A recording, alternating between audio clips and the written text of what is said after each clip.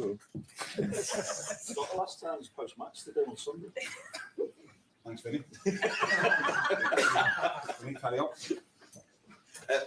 Jürgen, have you seen what Mo's had to say on social media? Or Heard it. Yeah. I'm just wondering then, I mean, do you have a different view that maybe it is time for an optimistic message? Because he said in there, whereas we are Liverpool and qualifying to the competition's bare minimum, I'm sorry, but it's too soon for an uplifting or optimistic post. We let you and ourselves down. That's obviously to the fans. But do you have a different view in that maybe it is time for an optimistic message? And if Mo's mood also is reflected throughout the dressing room, what does that say about the motivation within your squad to get things right next season? No. So I'm just a bit worried about the headlines you create, but the things I say, to be honest. So do me a favor and try your best. So, of course, in a moment when it's in fact that you're not qualified, you cannot qualify for the Champions League anymore, that's a moment where, okay, because even when I knew after the last game, so they need 1 point or whatever, these the other two teams need 1 point. For me, it was clear they will get that point. So I drew kind of a line underneath it just to, because I'm a very optimistic person, but in these moments I couldn't see it. If it would have happened, we would have gone for it. That's how we prepared the week. So if they would have lost last night, yes, then it's clear that we don't have to change now the mood again. And I said at the beginning of the week, oh, that's it. And then in the middle of the week, I said, oh, all of a sudden there's a chance. So, but it's completely normal. I think in the world of social media, so many bad things happen constantly. I don't think that was one of them. So it was just a normal description of his situation, of his feeling. And in that moment, directly after the game, he's right. There's not immediately a moment to send any optimistic messages. But maybe an hour later, a day later, I saw him now in the canteen and he was smiling. So I don't know for which reason. We didn't ask him, but he was not in a bad mood. And that's it. We are in the season, not since a week or whatever. We are for a long time here, and it was clear it's not from a specific point on. It was clear this will not be a historically good season. I think we said everything about it, that we are absolutely not happy with it, that we made mistakes, that we couldn't deliver often enough, that we were not consistent enough. But I'm not sure, I think the last 10 games, if I'm right, even after Dubai, since we were in training camps after the World Cup, was not everything great, but the amount of points we collected since then is pretty good. And if we could have done that over the whole season, we would be in a different place. Oh, yeah. So, yes, of course, there are reasons for optimistic views, because the things we showed in the last few weeks, that's definitely the case. We have another reason for optimistic view because of the atmosphere our people created in the last home game. After the Villa game, the atmosphere in the stadium, the way the club said farewell the day after that, how Bobby said farewell, all these kind of things are absolutely the basis for a fantastic future. So we don't have to make it bigger than it is. It's a football season. We didn't deliver what everybody wanted and everybody expected, rightly so. But we are still really united. And that's the good thing about it. If you can go through difficult moments like we did in last season, I think that's a really good basis for a better future. And so this, I find a lot of reasons for an optimistic view.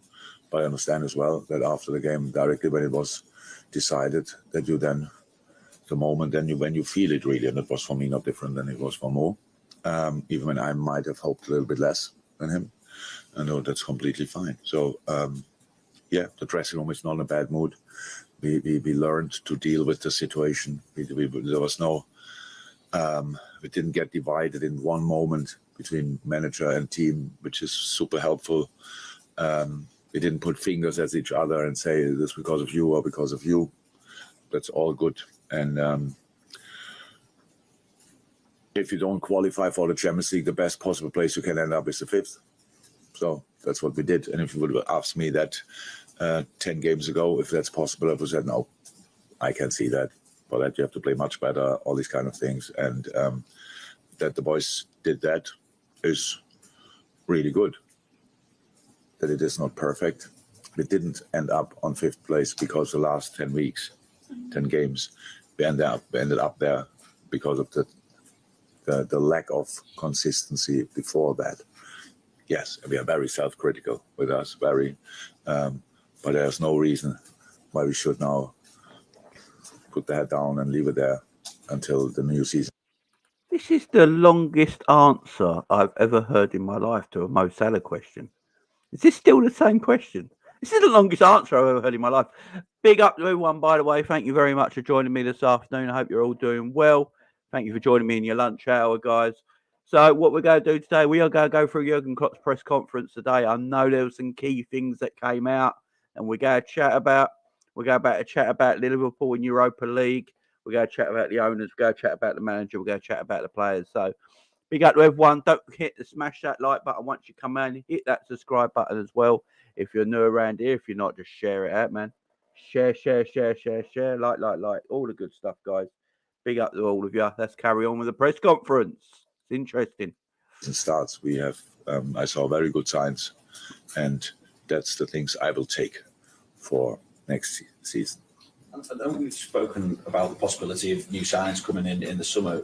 Are you wanting to get business done as early as possible? And how likely is it, you think, that you will be able to get that business done early in the window? Or do you think it's slightly changed somewhat because now it is confirmed that you won't be in the Champions League? Does that delay or hamper your ability to get business done? I don't think so, but we will see.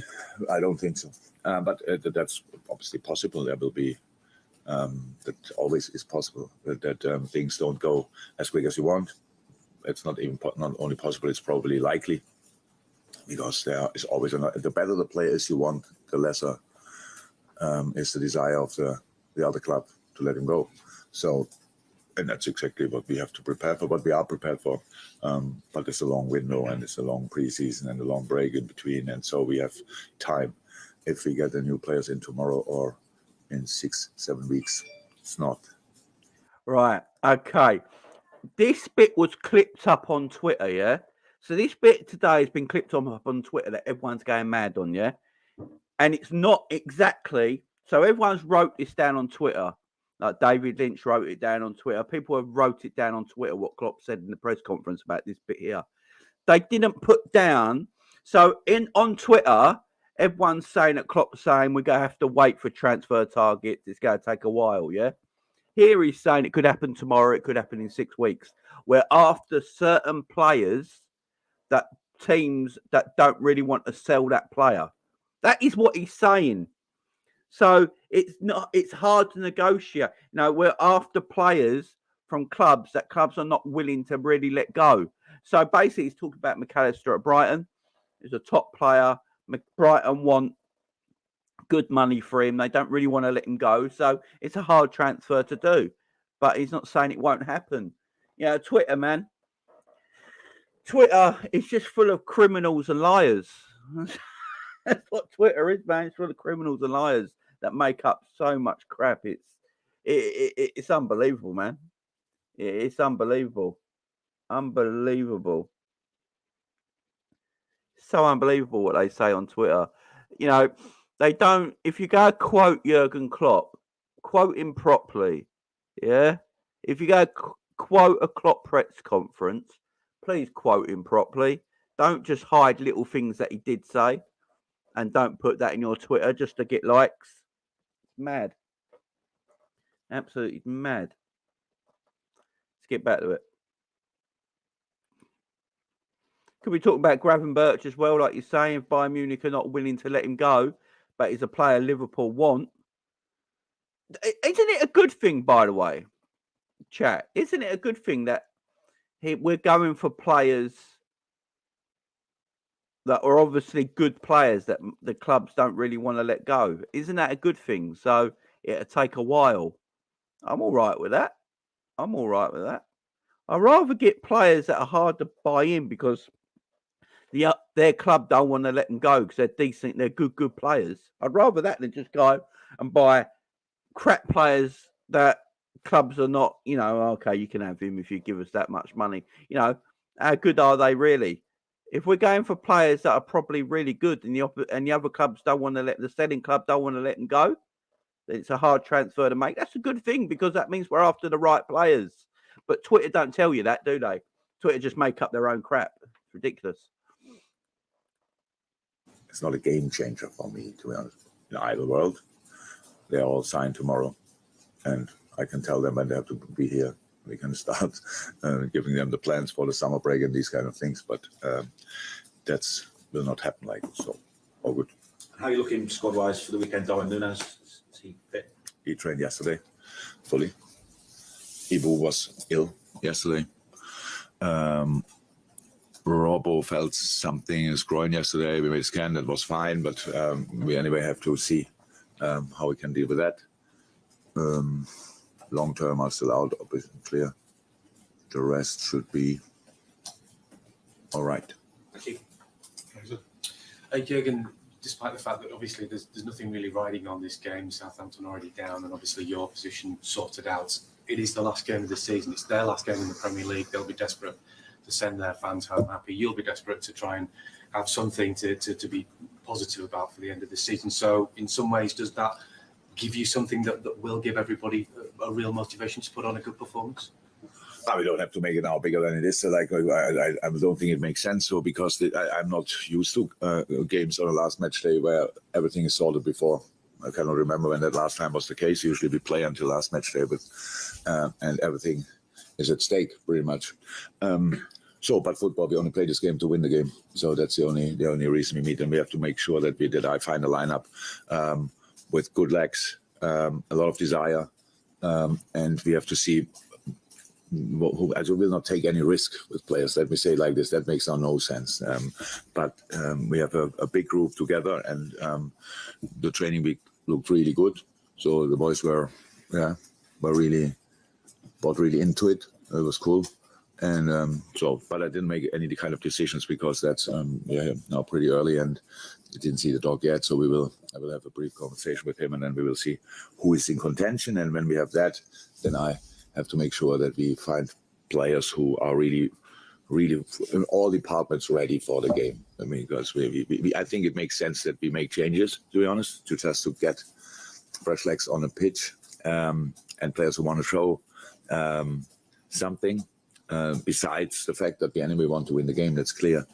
But Southampton, it's a strange one. When we made the analyze, and such a talented squad. That's like football-wise. Really, if you let them play, they will play. They have for sure struggled with finishing the situations off, and find a way to defend in a way to deny the other team more often. But in between these two areas, between the boxes, it's proper football. And we have to make sure we are ready for that, because we all know if you are not ready for that, then the pitch is not only in Southampton but everywhere in the world too big to get anything, because then you will struggle. So that's really important that we find a way to defend them. If you do that, then I think we have a good chance that we can create chances. If you have that, then we can score. So that's it. I assume the south of England weather will be great for the weekend, so it will be a warm day. And yeah, who wants it more has a better chance to win it. One of the positives that you have had this season has been some of the young players that have come through the squad and got some valuable time and experience. How happy have you been with the development of the young players that have come through, and are you hopeful that you'll get a few more coming through the system for you next season? From the very young ones, I think definitely Stefan is a standout player. So that was absolutely that was exceptional. Played like a man. Unfortunately, the kid's body and then the intensity caught him, if you want. But anyway, the signs he gave us, I think, are super, super promising. And then we ever have at the very beginning, Ben Doak, obviously. Klopp's got to stop smashing the table. Every time he asks something, it's like he bangs the table and you can hear it through the microphone. It's so annoying. Stop banging the table, Jürgen. It's interesting what you're saying there on the transfers and all that, guys. And I get what everyone's saying. We waited for Bellingham and the stuff like that, and waiting for the right players. Look, We don't know what the players are. I think everyone's getting in a bit of a meltdown over transfers. The transfer window's not even opened yet. We're still in May. I think we just need to chill out a little bit and see what happens. But I'm in agreement with a lot of people that it is a little bit worrying. I'm not going to lie. This summer is a little bit worrying. I think personally, what Klopp was talking about earlier when he was talking about the right transfers, it could take a while, is that I think they know this summer they can't get it wrong. I think that's what it more is, guys. That they know this summer they can't get it wrong. They can't mess it up this summer. We can't have another season like we've had this year. So that is what I think he's meaning by it. That's what he's coming across as saying, that they go and make sure they get their targets, stick with their targets, even if it takes 6 weeks to get through the door. As long as we stick with our target and get that target, then waiting 6 weeks don't matter. I think that's what he's coming across as, trying to say. But on Twitter, obviously, Twitter this morning, everyone's blown up with the press conference. Oh, yeah, we're not getting that player stuff, FG. It's like, no, it's not what he's saying. Just chill out. Go and watch the press conference.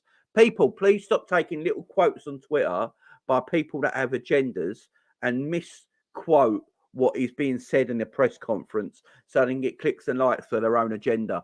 Go back and watch the press conference and then have a discussion about it. In fact, come and watch this channel right now, my video right now, and watch the press conference with us and have your own take on it. So we'll go discuss it. But big up to everyone in the chat. Nice Science is with us in training again. Special boy, really confident, has something what nobody else delivers really. This kind of dribbling, this kind of straight forward bravery, all these kind of things. Jamie, I just stuck up for Klopp. I literally just stuck up for him.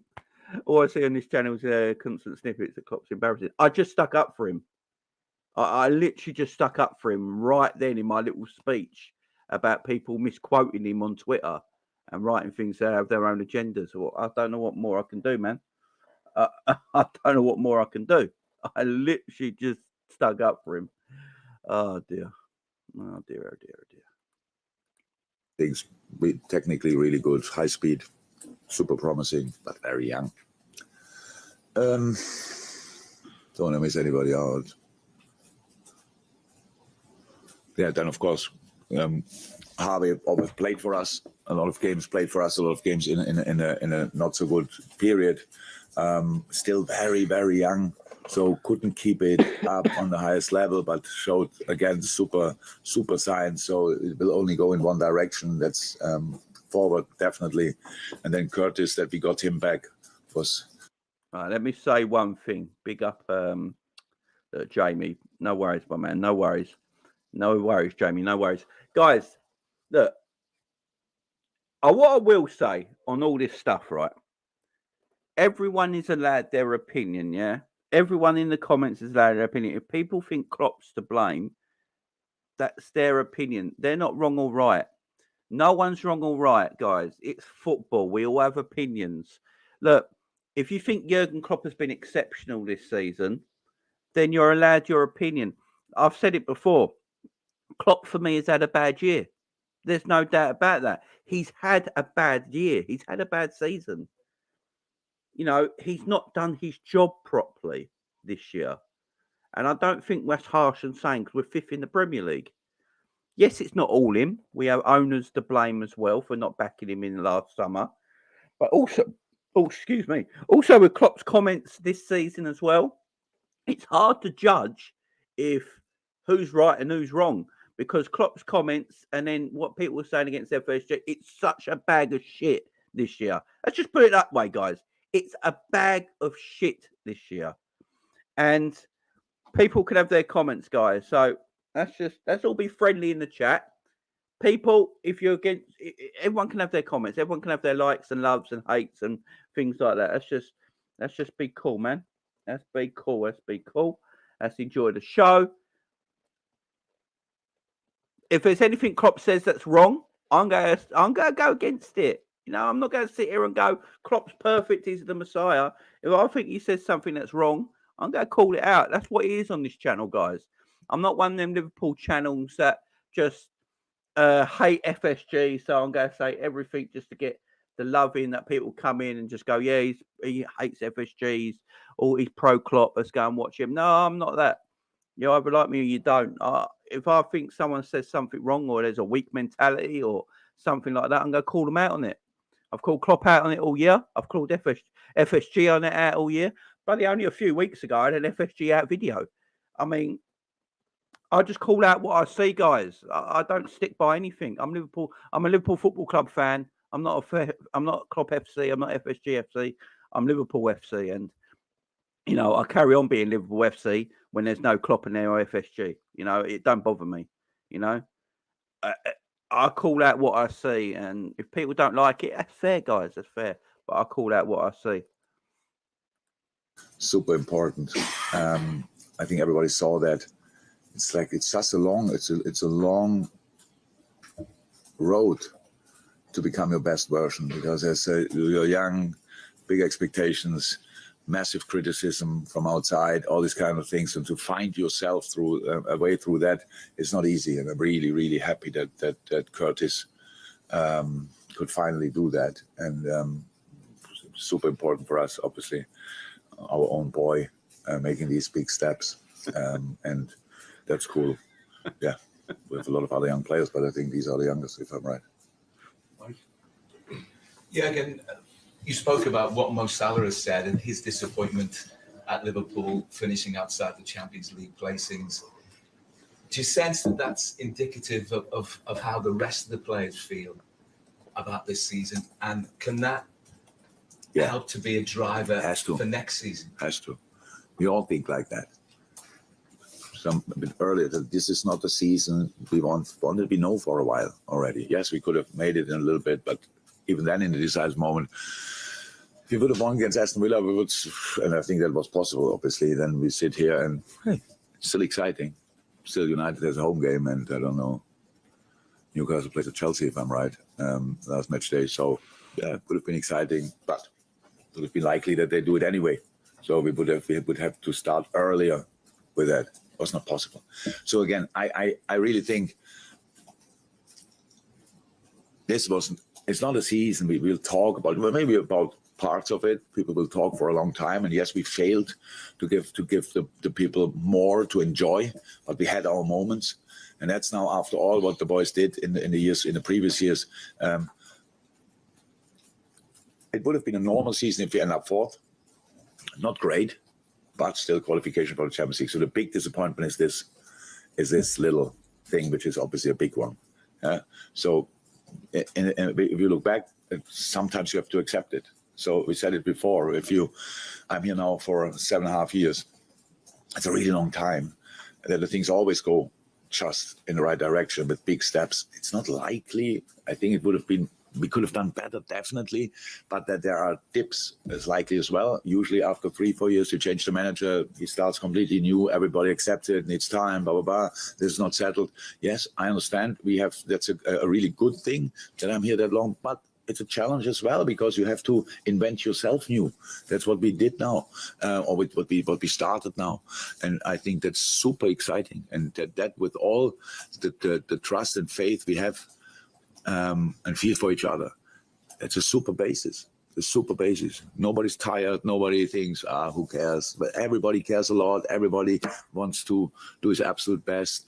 And I felt in a difficulty, and I think that's really more than worth mentioning it. I felt the unity between us as supporters. It was so important. It's so important. The people really appreciate it. If there was a point to prove it again, it was like, how they said goodbye to the players. It's just, yes, it wasn't great. They could have said, yeah, but you played not good last season, but there was nothing.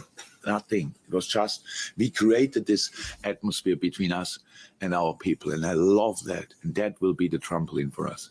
And from there, we have to go. And then, yes, this season was not great. And it's from a financial point of view, that's actually the only problem, really. And that's a big problem in football. I know that. But besides that, we have European nights next year. And it's instead of Tuesday, Wednesday, it's a Thursday. Who cares? great games, atmosphere. We have the chance to do it all. The FA Cup, I heard, will happen again. The League Cup will happen again. So great. We have the chance to do that. But and then obviously the Premier League is there as well. So let's give it a go. And when everything goes in the right direction, it's always easy to feel this togetherness. If it's not going in the right direction, it's much more challenging. And I thought I didn't want to prove that point, but we did. And that's, for me, the trophy we won this year. In terms of your planning for next season, transfer-wise, if you get your A-list targets and they all arrive and you've got the squad that you wanted, do you envisage some of the younger players that you spoke about that have been on the fringe of things, do you envisage their progress may be helped by loaning them out? By the way, now I know it. I forgot Fabio Carvalho when I spoke about young players. Honestly, it might. But no, I forgot him. No, just because now I think there's a possibility that maybe Fabio will go on loan or whatever. So that we will see that. But the thing is, this was not Fabio's best year in his career, clear, in a very young career. But it might have been his most important. No player has impressed me more than Fabio. True, it's the truth, because this kind of very talented boy came here with big dreams and big expectations. It didn't work. It was okay in the beginning, but didn't work out in the end. His work ethic will give him a fantastic career because he trained with getting nothing. And for a player, it's only one presence you have each week. You line me up. If you don't do that, take me in the squad. It's my only chance to satisfy a player. I don't do that. It's about you, about the player, how he reacts, and his reactions in a row. Never saw before. Unbelievable. So, yeah, and I'm not sure if he should really, if he goes on loan or whatever, but if we keep him, that's all we will see that. But apart from that, there's no plans. These boys I spoke now about, there's no plans really now already that we say, you go there or you go, no. We want to keep them. If we can give them the opportunity to play, we will keep them, definitely, because they have the quality, definitely. And the next generation, if you want, and after that, that's a different story, maybe. We have to see how we do that. But Conor Bradley is coming back, was in a building yesterday.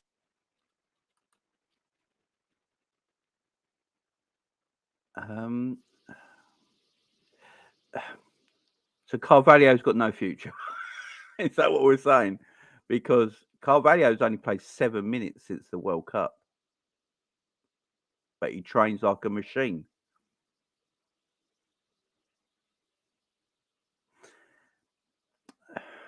Yeah, Carvalho's never playing for Liverpool again.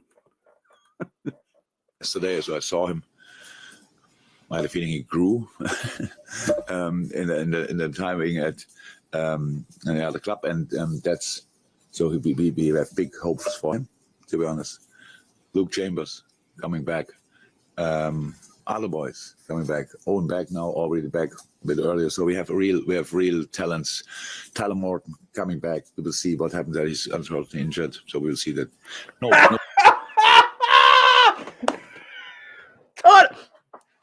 Come on. Tyler Morton's coming back and Carvalho's going. Come on. This makes no sense, man.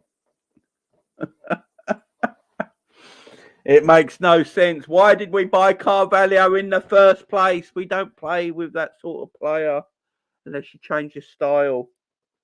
How can it be exceptional in training? One of the best attitudes at the football club, but only played 7 minutes since World Cup. I'm going to tell you something right now. Tyler Morton will play more for Liverpool than Carvalho will. No real plans. The preseason will start, and then we make these kind of decisions. No, again, I don't think Carvalho was a Klopp signing. I don't think Klopp that was a Klopp signing at all. No, he weren't a Klopp signing at all.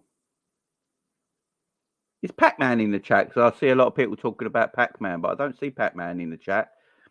Big up, Pac-Man.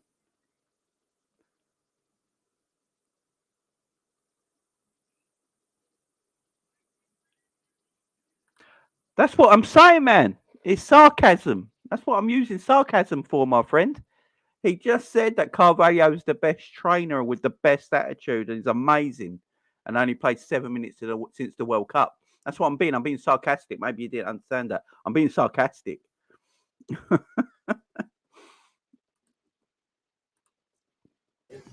said it makes sense to make changes this weekend. I'm just thinking in terms of the players who have not played a lot this season. It's important for them to still feel important and involved, and they get. Is there a sentiment? Is there a sentiment to your team selection on this rare occasion that you don't have to think about? I've not put this very well, haven't I? That's great. So far, I have no clue where you want to go to, but it's one of the rare occasions where you can allow sentiment or emotion to influence your team selection.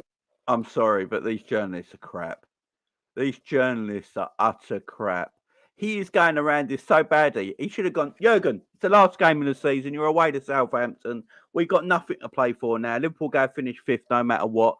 Do you think you'll go put some changes out? Do you want to play some youngsters? See how they play against Southampton the last day of the season? Get a feel for them for next season? That's the question he's asking, but he can't ask her it because he's got a fat tongue and a small mouth. Yeah, these journalists, man, they're so crap. It's unreal. Players who have not played much get a chance. I will see. I don't know. I that was not actually in my thoughts yet. I want to line up the right team. So, but that could lead to the outside world. That's because of that. That's unlikely. I will try to line up a team who's ready for this game, for the 110, 112 kilometer in the game, whatever you have to run. I will more. So these kind of things, for the challenges, for these kind of things, there are different things I've done. It's really, honestly, this is completely new to me. It's really new to me. So last night, we are fifth. They're relegated. Okay, what does that mean now? Usually we play last night and Sunday we have to win, and if not, then everything breaks down and stuff like this. It's a final or whatever. So that's really different. But I want to do the right thing. And didn't decide yet finally, because I need the information from the medical department. If I have them, I will start thinking about more detailed. So you will see, and whatever you make of it, because of sentiment or because of whatever, that's fine, because maybe it's influenced by both, but in a moment I don't know. Any more for the open before we move on? Hi Jurgen, I don't know if you've been keeping up with developments back in your home country, but your former club Dortmund obviously No, what? At your other former club, Yeah. Mainz. I don't know if I've pronounced that right. Maybe terrible. I don't know, just wondering if you've been following that. Yeah. Yeah. I'm not dead. I'm alive, of course. And I'm a bit nervous, to be honest, as well. So I can say in this case, I would be happy if Dortmund wins against Mainz for once. It's no problem. Mainz, it would have been a bit more tricky if Mainz would have won the last game. Then I think they would have had a chance to qualify for Europe. I think that's off the table. If I'm 100% right, I might be not that much into it. Yes, I hope Dortmund will win. I think it's long enough. I know Adrian very well. I know a lot of people very well at Dortmund. We were always in contact, and we are now in contact. And I know what it would mean to the city, and it's in general. I can imagine Bayern sees that differently, but it's not fun if the same team becomes always champion, and we all know Bayern will strike back next year. So anyway, if there's a gap, we have to run through. And I really hope it looks like it was ups and downs. I'll give up. I can't bother no more. What the it's a Liverpool press conference. I don't give an absolute shit about Borussia Dortmund. What? These journalists are shite. bad. Jurgen, so I can keep faith with you and I can still come every week to your house and do interviews and press conferences. I'm going to ask you a really simple question right now. Have you been watching the German league? Stupid question, he's German. Your former club, Borussia Dortmund, could win the title this weekend. What are your thoughts? What is going on? What is going on? Ask the serious questions. Why weren't no serious questions asked today? Why weren't no serious questions asked today? Question one, is the press conference opened? Jurgen Klopp sits down at the table, press conference open. First question. Over here, son. Jurgen, we have failed this season. It's been an absolute failure. We have finished 5th in the Premier League. We went out the Champions League in the last 16 on a whimper. We went out the FA Cup and League Cup in the 4th rounds. We've had mass injuries. Our sporting director decided he wanted to quit his job halfway through the season. The owners wanted to sell the club, then not sell the club and everything else. Why are you happy? First question. First question. First question should have been asked. Why was not going into a press conference and the first question was asked as, Jurgen, have you seen what Mo Salah put out on Twitter? Who gives an absolute shit what Mo Salah put out on Twitter? What are we doing here? Ask the real questions. I need to know what my manager is thinking. These press conferences are meant to give us fans an insight on what is going on. That is the whole point of a press conference. Give us an insight of what is going on, how the club feel, what is happening at the club, what the players are feeling, what Jurgen is feeling, where Jurgen feels like it's gone wrong. Nowhere in that press conference day, this was the last press conference of the Premier League season, and not once was it asked. It might be asked in the embargo section. We'll probably get it in the embargo section, but fans are watching that live at 9:30 this morning. Liverpool fans are watching that live. We shouldn't have to wait to the embargo section to hear the juicy details. We should have heard it live then. It's meant to be for us fans to get some knowledge of what's going on. Questions need to be asked properly. I don't want to hear questions at a press conference on the last day, the last Premier League press conference of the season. That is it. We won't have another press conference till the start of next season. And it's been a shambolic season. And we're getting questions like, Jurgen, did you see Mo's Twitter account? Jurgen, what do you think of Borussia Dortmund winning the Premier League? What is this absolute nonsense? Is this just friends? Friends? Klopp friends? Liverpool friends? Is this what it is? It's absolute joke. It's a joke. I want proper questions. Hopefully we get it in the embargo section. So hopefully tomorrow, whenever the embargo section comes out, we find out some juicy details and someone actually asks these questions. They just skirt around everything. The first question should have been that. Open up press conference, afternoon. Good morning, Jurgen. Hope you're well. And then you hit him with the question. Jurgen, you know your fate now.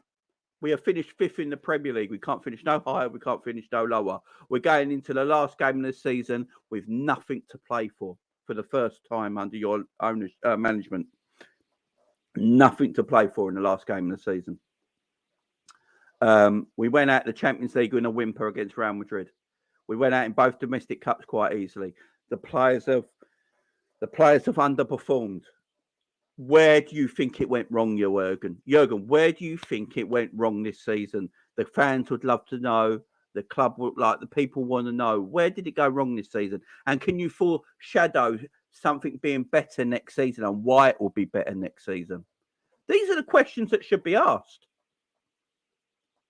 These are the questions that should be asked. It's mad. John says, Jurgen all but told us we're not spending this summer more. Bradley's actually coming back. And no, he didn't say that at all, my friend. That's not what he said at all. Big up to you, though, John. But he didn't say that at all. He said we are spending. It's just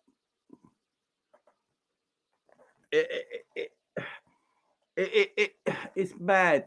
We will spend this summer. So the summer thing, right? Everyone wants to know. So the only thing that, like, no one really rebutted that question either.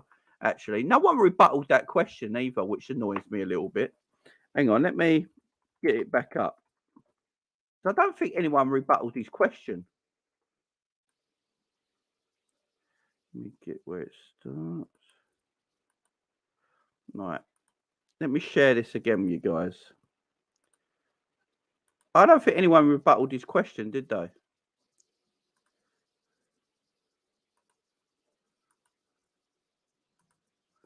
Well, if I did unmute. He said in there, whereas we are Liverpool and qualifying to the competitions bare minimum. I'm sorry, but it's too soon for an uplifting or optimistic post. No one cares about that. Down. That's obviously to the... No one cares about that. After the World Cup, long ass answer. optimistic view. But I understand as well that after the game, directly when it was decided, that you then the lack of consistency before that. So, but that's obviously possible. There will be that always is possible that things don't go as quick as you want. It's not only possible; it's probably likely, because there is always the better the player is you want, the lesser is the desire of the other club to let him go. So right there, he's after players that are at a standard. So that's fair enough. I'm fine with that. He's after players of a standard, right? And getting them players, obviously, the selling club do not want to let go players of such standard. So it takes a little while. These transfers, basically what he's saying, these transfers don't go like that. They don't take 5 minutes to complete. They can take weeks to do, especially when you're going after that caliber of footballer. So I'm not actually worried about that. I'm fine with that.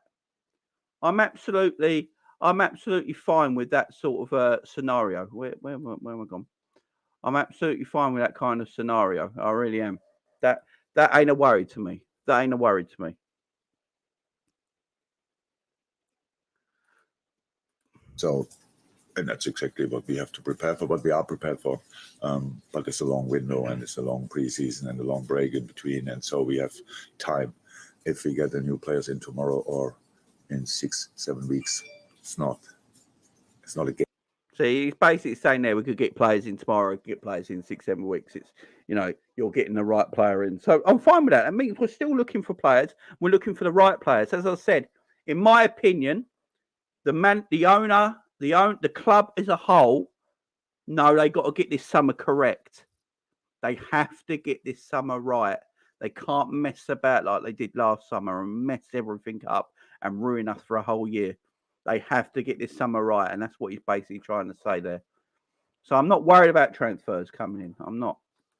Game changer for me, to be honest. In the ideal world, they're all signed tomorrow, and I can tell them when they have to be here. We can start giving them the plans for the summer break and these kind of things, but that will not happen like this. So, all good. How are you looking squad-wise for the weekend, Darwin Núñez? Is he fit?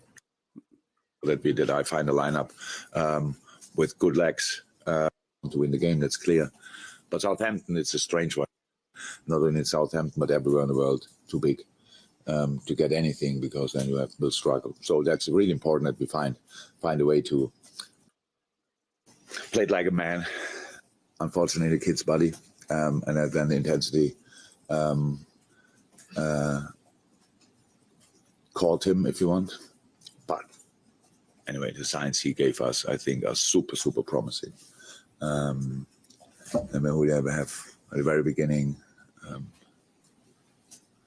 Ben Doak, obviously. Nice signs. He's with us in training again. Special boy. really confident, has something what nobody else delivers really, this kind of dribbling, this kind of straight forward bravery, all these kind of things. Technically really good, high speed, super promising, but very young. Don't want to miss anybody out. Yeah, then of course, Harvey always played.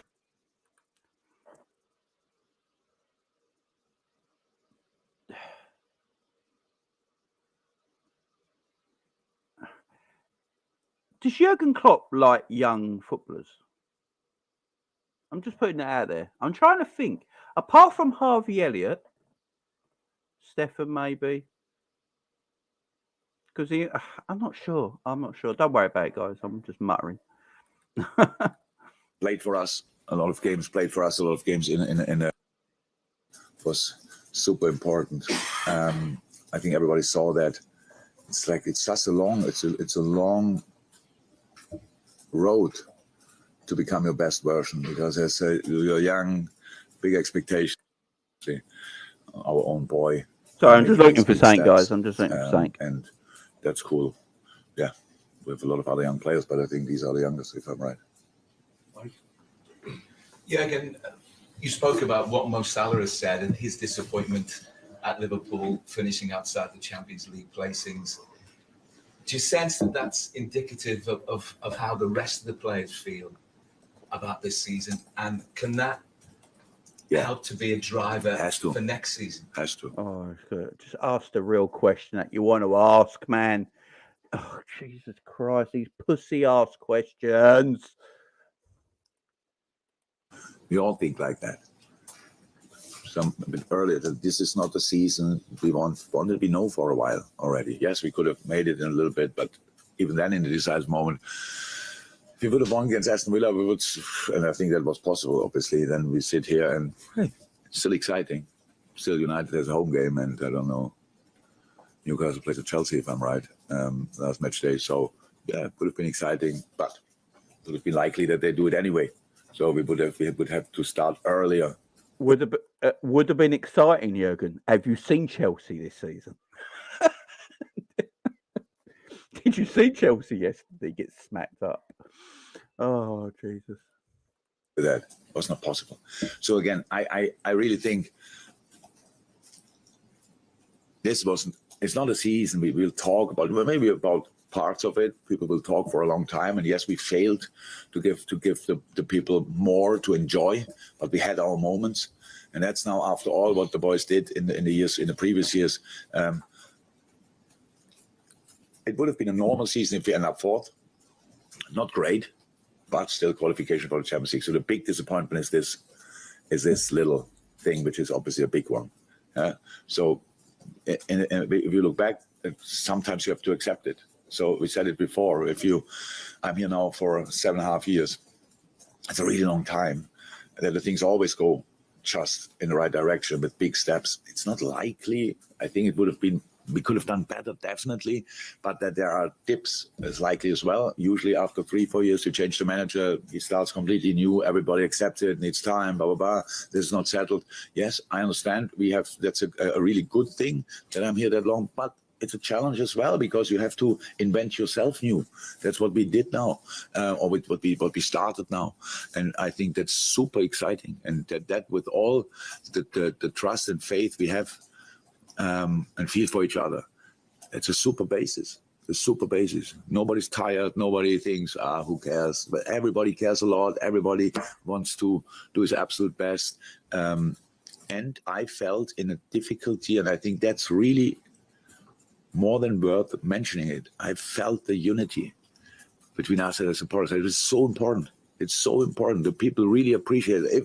If there was a point to prove it again, it was like how they said goodbye to the players. It's just, yes, it wasn't great. I could have said, yeah, but you played not good last season, but there was nothing. It was just, we created this atmosphere between us and our people. And I love that. And that will be the trampoline for us. And from there, we have to go. And then, yes, this season was not great. And it's from a financial point of view, that's actually the only problem, really. And that's a big problem in football. I know that. But besides that, we have European nights next year. And it's instead of Tuesday, Wednesday, it's a Thursday. Who cares? Great games, atmosphere. We have the chance to do it all. The FA Cup, I heard, will happen again. The League Cup will happen again. So great. We have the chance to do that. But and then obviously the Premier League is there as well. So let's give it a go. And when everything goes in the right direction, it's always easy to feel this togetherness. If it's not going in the right direction, it's much more challenging. Yeah. All right. Look, I said this already. I tweeted this out last night. Yes, look, we are where we are. We finished 5th in the Premier League. We got the Europa League. I believe it's just for one season. We'll be back next year. I honestly do believe that. I think we're buying the right players in. I think the players be more refreshed. I think Klopp's going to play a system that suits the players a bit more next season. Like it's inverted thing with Trent. I think we play more of that next season. And I think things come back again and we get back up there. But it's all on spending. Look, Klopp ain't to blame entirely. You got to blame FSG, man. They're not spending money. And then you get articles come out today and things like that are just make you think. I think there's a certain article that came out today that I don't think it's got a lot of credibility because I've read somewhere that so an article came out in the Times today. Big up, Ant. Let me put this on the shop window for you. Hang on. So, FSG face sobering and depressing hit. The scale of the financial hit Liverpool will take next season is stark. Over the last 6 years, Liverpool have earned just shy of 500 million in assorted UEFA prize money and broadcast revenue. They earned 102 million for reaching the final in 2022, and even the last 16 exit in 2023 could yield an estimated 80 million. That is around 60 million more than this year's Europa League winners could expect. So, service as the starting point for how much Liverpool have lost by finishing 5th. For American owners, Fenway Sports Group, already seeking external investment, the loss of such revenues are sobering and depressing. And unless they have a series of Manchester City commercial deals on the immediate horizon, there is bound to be some impact on spending, whether it is managing salaries or ensuring the transfer key does not exceed the club is earning. Right? The reason that story right there is bullshit. The reason that story there right there is bullshit, guys, is because that wouldn't count till the season after. That wouldn't count till the season after because Liverpool has still got all the earnings from this season. So all this season's earnings goes into next season. Yeah. So all this season's earnings we got this year, all the prize money we will receive for this year will go into next season. So it's actually the season after that where you get the prize money for being in Europa League. So us being in Europa League next season will financially not help us for the following year. But for this summer, finishing 5th don't matter financially because we made all our financial money through this year.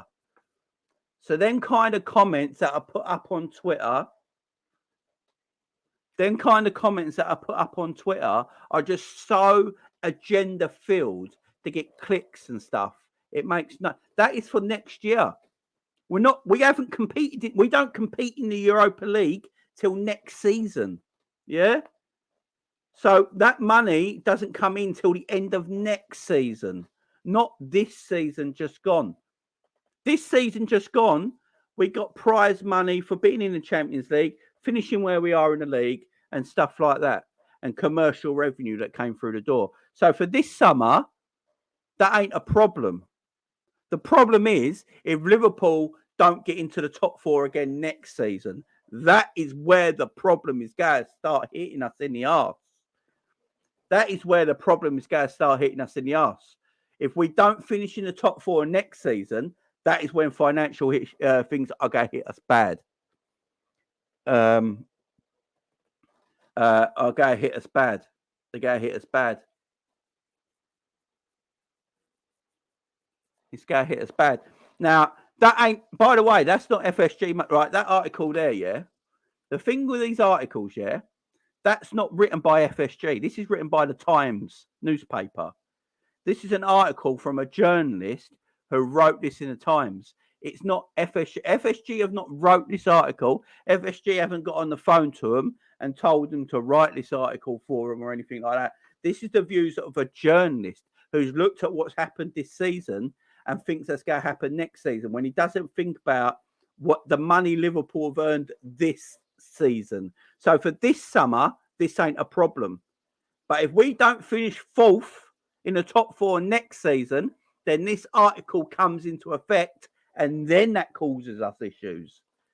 I am so sick and tired of all the bloody clickbaiting and stuff like that. It's annoying because people don't understand.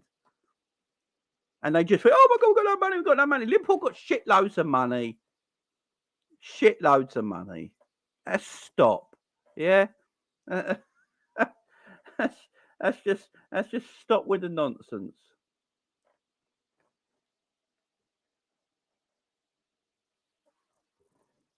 Yeah, but Jamrock, we still got revenue for this year. Yeah. And you got money made for this year, and Liverpool got money. Yeah, we didn't finish in the top 4, but it's not going to hit us as bad this summer as it would next summer if we don't finish in the top 4 again. So we got money. And by the way, if Liverpool finish 5th next year, they get Champions League anyway. So Liverpool finish 5th next season, Liverpool get Champions League. So it don't matter.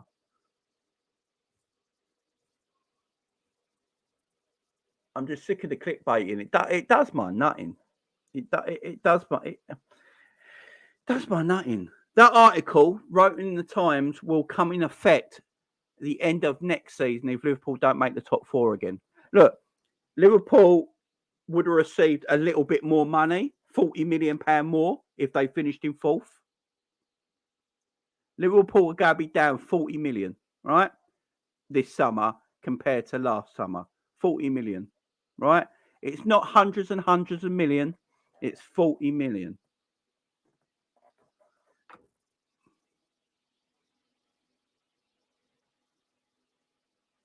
Yeah, it's only... Yeah, but Jamrock, what I'm saying is we didn't spend any money last season. That's what I'm saying, Jamrock. We didn't spend any money. So money's there to roll over to this summer. That's what I'm trying to say to you, my friend. That's what I'm trying to say to you, my friend. You're always working lieu. So you work in lieu. So whatever you receive like a month before, you get 2 months after. You're always working lieu. So the prize money will come into this team this summer. Yeah. And Liverpool will receive £40 million less than they would have if they finished in Man United's position. Right. But Liverpool got money left over because Liverpool didn't spend anything in the last 12 months. So there's money there. This is why I'm saying this financial shit is bullshit. There's money there. It's just mad. It's just mad. And because we're not in the Champions League, we're paying less in bonuses. So the wages in the club are going to come down, guys. This is what I'm trying to say to everyone, right? Because we finished 5th in the league, we're actually going to get more money in profit because the wage demands on the players are going to come down because none of them are going to get their bonuses because we didn't finish in the top 4. We had no running in Champions League, no running in the domestic cups. So the bonuses in the wages are going to come down. So in fact, Liverpool are going to probably make more profit next summer than they did this summer because the wages are coming down.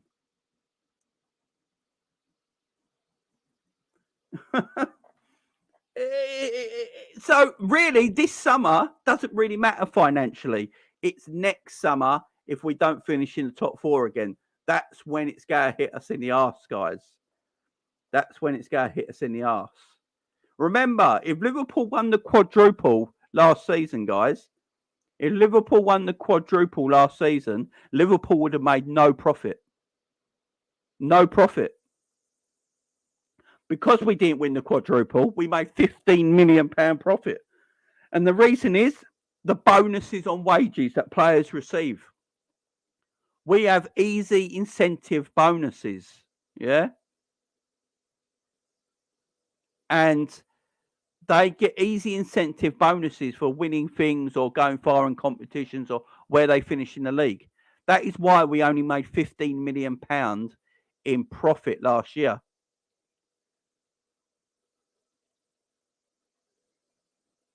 You know, we only made £15 million in profit. Because Liverpool are not going to be in the top 4 next season, the players are not going to get them bonuses, yeah? So because the players are not going to get them bonuses, we're actually going to probably, I bet we will see more bigger profit in the next April's numbers, in April next year. I bet we make more profit than we did this year. And all Liverpool fans are going to lose their shit and not make sense of it, because they're going to be like, how did we make more profit in the year we're not in the Champions League than the year we were in the Champions League? It's because all the money comes off the wages. I bet the wage bill next April will be much lower than it is this April. Yeah? So that means this summer, financially, shouldn't matter. I've already read, is it David Lynch on Twitter? David Lynch has already put this up on Twitter yesterday or the day before. I know it was this week. He was saying this summer, financially, doesn't really matter where Liverpool finish. But next summer, if Liverpool finish outside the top 4, that's when it becomes a major issue. Because the money's going to come off everything. It's mad. The way we're run is mad, guys. It makes no sense. It makes no sense. So Liverpool financially, this summer, it's not a problem. Next summer is going to be the issue.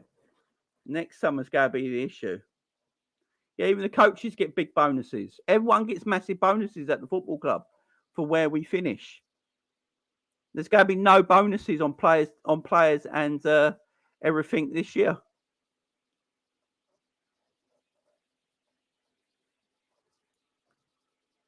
I feel a lot of our bonuses are goal, assist, win, appearance bonuses. The easy ones to get. Yeah, exactly.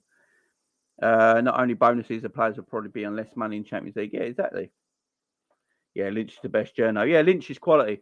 Yeah, he was talking about it. He was saying that financially this summer it doesn't matter. And he was going into reasons why it doesn't matter. Because not being in Champions League in some way is weird, because we won't get the profits next April. We will make more profit next April than we did this. It'll be mad. It'll be mad. Because the wages will be down. We spend so much money out on wages at this football club because the players all get easy incentive contracts. So if Liverpool have a great year, that's why all the financial experts and David Lynch and all that came out and said if Liverpool actually won the quadruple, they would have made no profits. None. Because of the wage structure at the football club. And in fact, because we finished 5th this year and we went out to Champions League in the last 16 and we didn't win any cups and we were trophyless, there'll be no massive wage booster this year. There's no incentives on top of their wages. So the wage structure for next year will be lower, which means we'll make more profit. Or the profit will be exactly the same because we haven't got that Champions League revenue. The profit will probably be exactly the same. So this summer, financially, is not an issue. Next summer, if we don't finish in the top 4, then we're in massive shit street. There's no doubt about it. And the stadium will be complete. Remember, the one thing I think FSG have done really wrong is not pay out for the new stand themselves. Putting this new stand against the club on loans was a bad move by the owners. It was a terrible move by the owners because that's money that could be used to buy. I think David Lynch, big up David Lynch, he said that the new standards cost us 1 player every summer. The new standards cost us 1 player every summer because the club put it on the owners put it on a loan to the club. You know, made the club pay for it through a loan. They should have just paid for it themselves. That's the one thing I am pissed off with and I am angry with, because that should not have come out of the club. That should have come out the owner's back pocket. There's no doubt about it. They can afford to do that. That's just tight and out of order. And that's cost us 12 months. And that's cost us where we are now as well. So they've cost us that. So that don't forget. So next April, there'll be no stadium costs because the stadium's going to be completed by, I think the second week of the new season. So the stadium will be completed. So they're going to get more revenues next season through the stadium. So the stadium's going to be 62,000. So Liverpool are going to receive more revenue through the stadium. So our revenue through ticket sales will be bigger next year than it was this year. Plus, there's no stadium costs no more because the stand is built. There's no incentive on wages because we're in the Europa League and not Champions League. So, in fact, we're probably going to make more profit next April than we did this April. And we almost completed football last season and made no profit. That is madness. Absolute madness, and shows how badly this club is run. That just shows you how badly this club is run. It's madness. So there is no excuses. Yeah, Mo Chart, there you go. Mo Chart confirmed it as well. Yeah, confirmed this as well. So, guys, there is no excuses for FSG not to spend money this summer. So if you see things online saying about what this article here, if you see that article online doing the rounds and all that, don't get worried about it. That will come. There's no reason why we can't spend this summer. None at all. David Lynch has already said it. I think Gangan Deep has said there. Mo Chart has said it already. Yeah, it's 62,000. I think Chaos. I think 62,000, mate.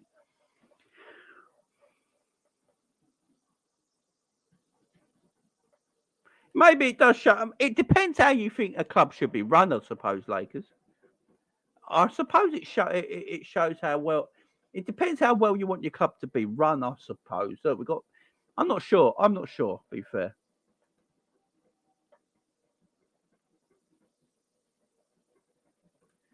Yeah, an extra 10 million a season, but if that extra 10 million goes on top of what we're making already, and we take put that 10 million on for next season, Jamrock, and no incentives on wages for next season, we make more profit next season than we do this season. And we're not going to be in the Champions League, and we're not going to be we're not in the Champions League.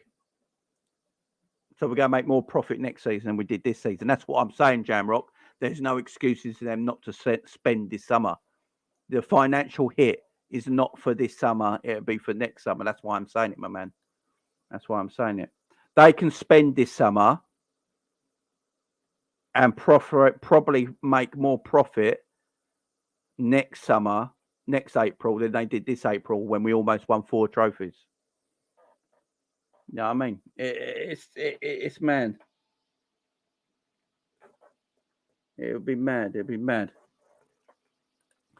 Due to our wage structure being heavily incentivized, causing us to make much profit next season, we need to revise this by making players' base wages higher. I agree. I agree. I agree.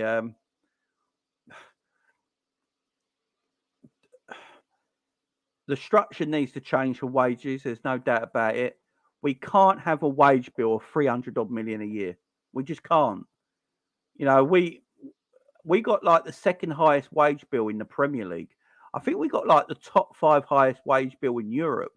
And that is because of the incentives, as Gangan Deep is saying here, we put on everyone at the football club. It's not just the players either. It's the staff, it's the coaches, it's the manager, it's everything. They all get incentives on top of their contracts. It's what FSG do. FSG have done that, I believe. I think Jamrock will be able to tell me better in this with all their American sports as well. They put incentives on contracts. It's a way of them getting the players to play better and giving them incentive. Like if you go and win that competition, you're going to make millions on top of what you earn already. It's that kind of incentive. It's the way they do it. But for me, I think you get rid of the incentives, you get rid of all that and just make more of a higher basic wage. Big up GA doing this summer. I think it would be really good or really underwhelming. Did you know FSG also increased the price of VIP boxes for players yet? Since we can't get dropped from 5th or go any higher than 5th, drop my 11th Sunday. Allison, Simicast, Kanate, Matic, Trent, Fabinho, Jones, Elliot, Carvalho, Nunes, and Salah. Yeah, I agree.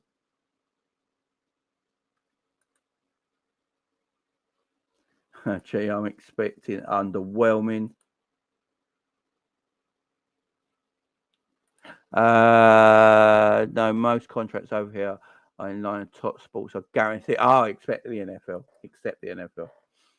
Okay. See, I don't know much about American sports, Jamrock, so it's hard for me to know that.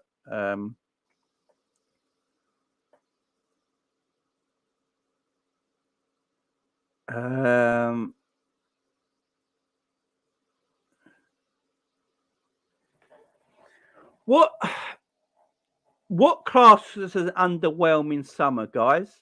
So I see K, Mac, and G, and some others. What classes as an underwhelming summer for you in transfers? Liverpool's total wage bill for 2023 is 185 million per year, 3.5 million per. It is in FSG's interest to be successful every few years, not every year. Yeah, exactly. Feeling never going to go down Sunday. Don't forget the administration costs. 3.5 million per week. Not getting at least 2 midfielders and 2 defenders, says Aaron. Yeah, let me know what your underwhelming summer is, guys. Underwhelming summer for me is just 2 signings. I agree. If we don't get 2 centre mids and 1 DM and 1 centre back, we only sign Macca and no other first choices.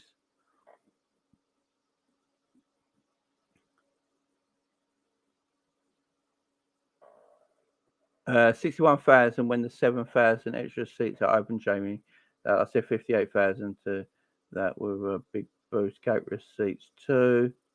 Underwhelming is not getting the right profiles and quantity is irrelevant, to be honest. 2 or less not quality players. The incentive contracts is the right approach. They should probably increase the base, but still keep some of the bonus, convert some of the bonuses to guarantees. That's fair enough.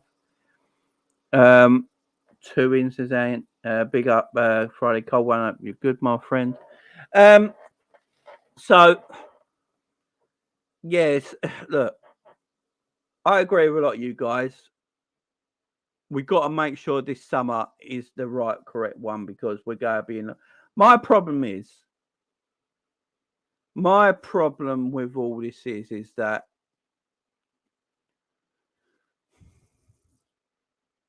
they messed last summer up so badly. That's why we're in this position. Yeah, I've got worries. My worries are that Henderson and Fabinho are going to still be at the football club this season. For me, that's a little bit of a worry. I don't see who we're going to sell and let go. We don't want to sell anyone. We want to keep players. Look, we wanted to keep James Milner. We wanted to keep Bobby Firmino. I'm so confused by this football club right now. There is no reason at all for FSG not to spend money. He needs to let Jurgen Klopp spend at least 200 million this summer, at least. Has to.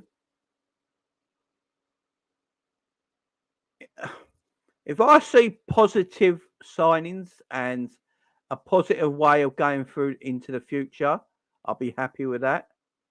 But if I just see negative signings and players that we are buying because their risk of, they haven't got no risk against them and they're an easy catch and things like that, that's not good enough. It's not good enough. It really ain't. It really ain't. Look, as I keep saying, this summer, financially, even us finishing 5th, in the Premier League, not being in Champions League, financially, there still shouldn't be a reason why Liverpool can't go out and spend money. That's just an excuse. And if FSG keep with that excuse, then we have to march them out of the football club.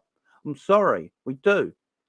We have to march them out of this football club. If they use that as an excuse in the summer not to buy anybody, we have to march them out of this football club because that's a poor excuse. There's no reason for it. They're wealthy. They've got money. They save so much money. Look at transfers that have come in over the last 4 years. We've got more than enough money. Look at the season we had last year. We spent hardly no money. There should be shitloads of money in the bank. There's so much money in the bank. So if they don't spend this summer and it's all because, we finished 5th, so we ain't got that extra 40 million from Champions League, shut up. I don't want to hear it. I don't want to hear it. We've already known next summer when April's money findings come out in next April that we'll probably make equal profit from being next April than we did this April without being in the Champions League. So there's money there we can spend.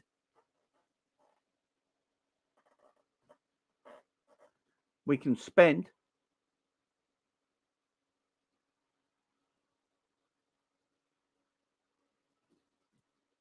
We can spend, guys. There's no reason why we can't.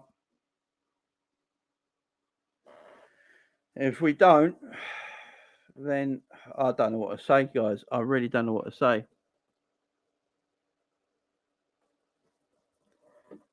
I'll be the first in line. I'll go out to Liverpool.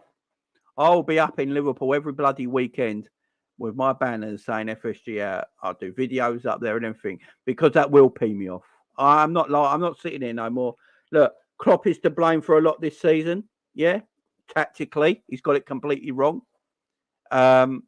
Mentally, he's got it completely wrong this summer.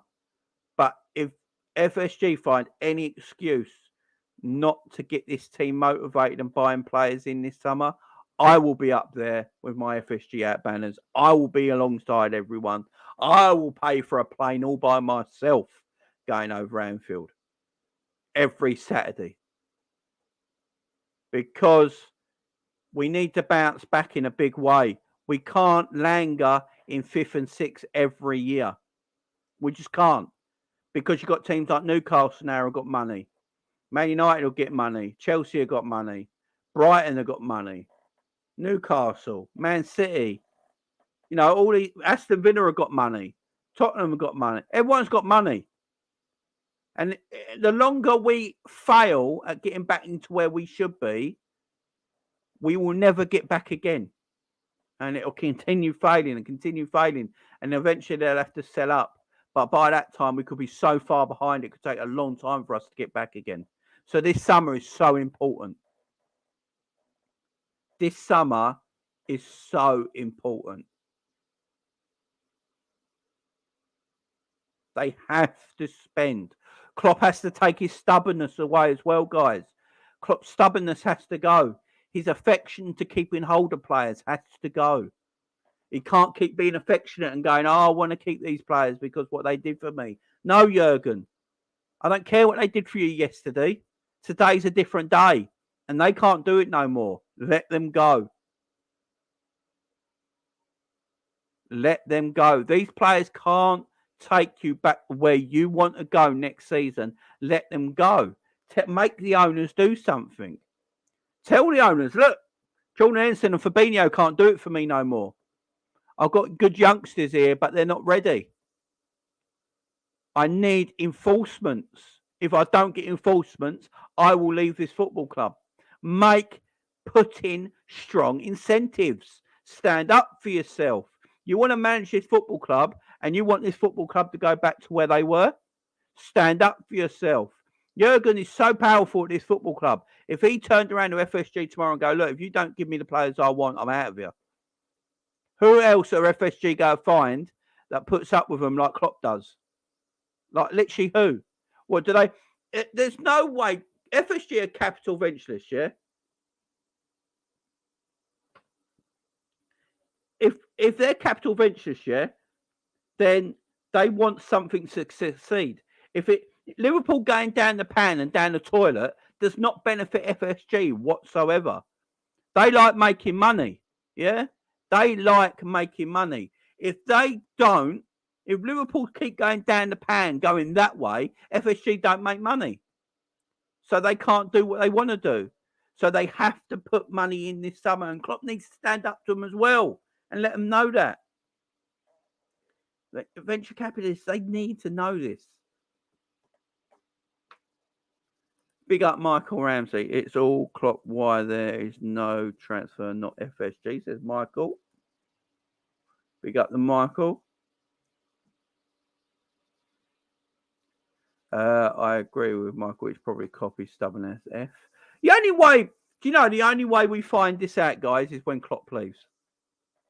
The only way we find all this out, what we're talking about now, is if Jurgen Klopp leaves. If Jurgen Klopp left and we got a new manager came in, and one summer we spent 200 odd million, and then the next summer we kept spending, and we all sit back and go, actually, whoa, So was it Klopp's fault we didn't spend? That's the only way we ever find this out. But he can't keep hold of players that no longer can do it for us. If Jurgen Klopp wants to be, he said it there in the press conference, he wants to win Premier League titles. That's the trophy that matters to him the most. Well, if we want to win Premier League trophies again, can you do that with a 33-year-old Jordan Henderson whose legs are gone? That's taking up a midfield spot in your squad. Can you do that with a 30-year-old Fabinho who looks off pace now and don't look the same player anymore? Is still a number one midfielder in your squad. Got people like Joel Matip who don't look like he can defend no more. You got people like Joe Gomez who keeps throwing the ball into the back of his own net. You know, you got these players at our club. You got to seriously think about, do these players take you back to where you want to be, or do you need to get rid and move on?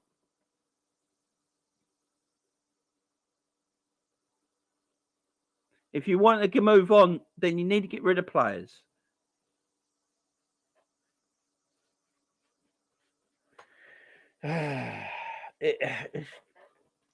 Sentimentality.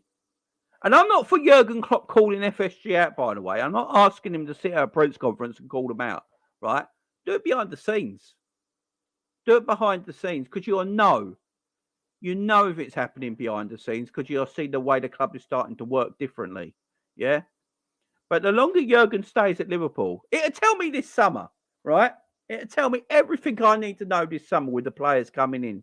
If Jurgen's happy with everyone that came in this summer and the players he's kept, then it's very, very difficult for me to then have a go at FSG. It really is. Because if Jurgen is very happy this summer with the players that are coming in, and he's happy with everything that's happening right now, and he's got no problem with it, and he's happy to stay at the club and still see out his contract and stuff like that, then it's then very hard for me to have a go at the owners, because I've got my manager who is happy with the way things are. With Pep Guardiola, with Conte, with Ancelotti, would Jose Mourinho continue to be happy with the way things are? Or would they want to move on? You look at Tottenham right now. Mourinho weren't happy at Tottenham. He weren't getting what he wanted. He called them out on it. Eventually, they parted ways. And he was right. The owners are still not spending money.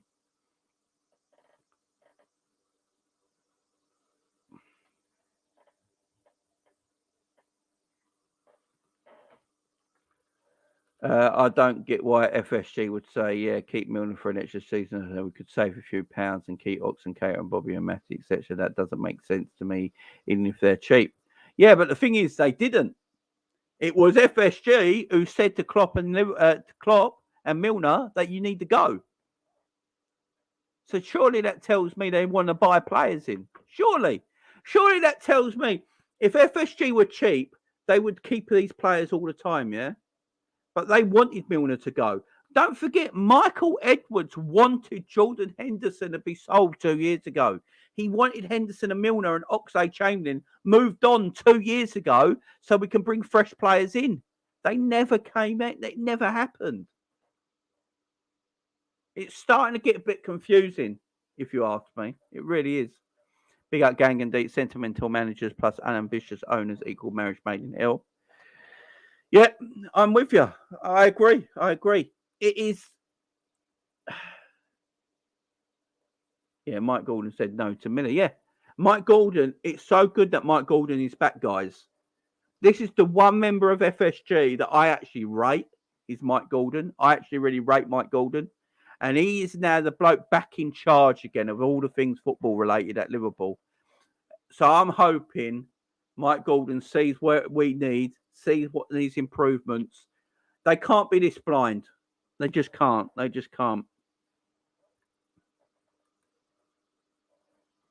Yeah, Edwards wanted Mane sold too. Yep.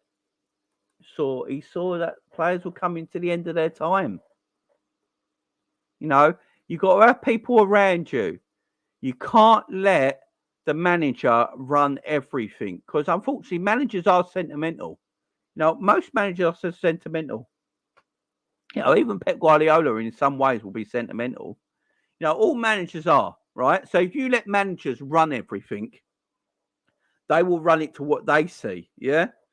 That is where you need businessmen and people to come in and go, no, we can't do this. We have to do that.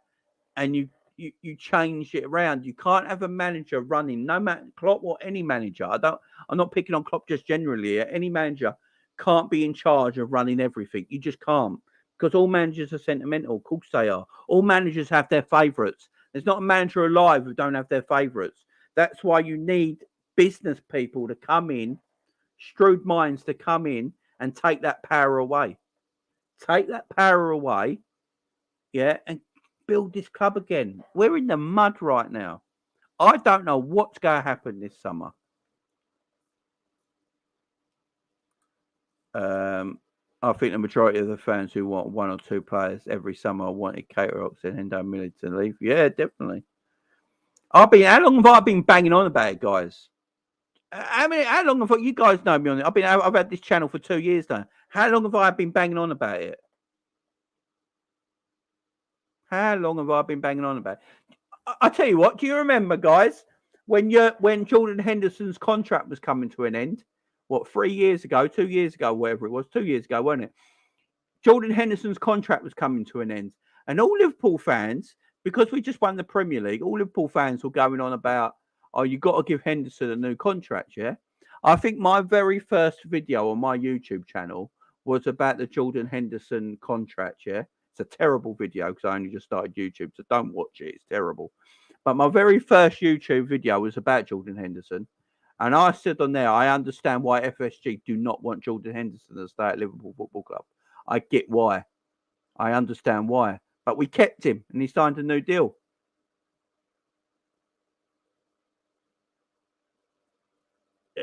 It's just... everyone's to blame, man. Oh, don't, K-Mac. It's terrible. The sand is awful. I didn't know what I was doing. It's just shambolic, man. It's nothing like now. I've only watched it back once. It's awful. Well, if we want to bring players in, you have to sell players to make room. Issue. Yeah, exactly. We have to. Selling players is part of business, guys. Selling players is part of business. We sit here and pretend that Man City don't sell players. Well, I don't get it. We sit here as a fan base and pretend City don't sell players. City always let players go. Always let players go. You know, you've got to sell players. It's part of the business. You can only have a 25-man squad. That's all you can have. 25-man squad registered. And then you have to have a certain amount of homegrown and English quota players for Europe and the Premier League and stuff like that. So you have to manage your squad. If you got players like Jordan Henderson, who's going to be 33 next season, you got Fabinho, who's going to be 30 next season, part of your midfield squad, yeah? Part of your midfield squad. How many midfielders can we legitimately actually buy? Because Hendo's going to stay there. Thiago's going to stay there. Fabinho's going to stay there, right? Stefan Bajcetic, Curtis Jones, Harvey Elliott, Tyler Morton's going to come back, as he says. So how many more can you buy unless you're not going to sell anyone? And you're not telling me that all of a sudden Thiago, Fabinho and Henderson are not going to play many minutes next season. They're still key. Hendo, Fabinho and Thiago are still key to Jurgen Klopp and his midfield. That is why they're still at the football club. If they weren't key to Jurgen Klopp's squad, if Jurgen Klopp did not see them three players as key to his squad next season, they wouldn't be there. So he still sees them key to his squad next season. So I tell you again, how many players can you actually get in?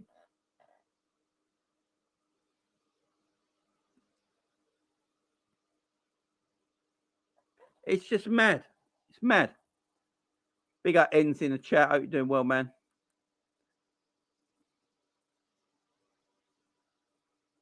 Klopp's already said he's keeping Elliott, Jones, Morton, and Stefan. That's 4 midfielders. So that's 4 there. And then you got Thiago, Henderson, and Fabinho. That is 8 midfielders, guys. That's 8 midfielders. How many midfielders can we have in a 25-man squad? Thing is, Jay, mate, unlike City, we haven't got 25 internationals to choose our first list of 11, mate. Yeah, I understand what you're saying, but this is a nightmare. Everyone's starting to work it out.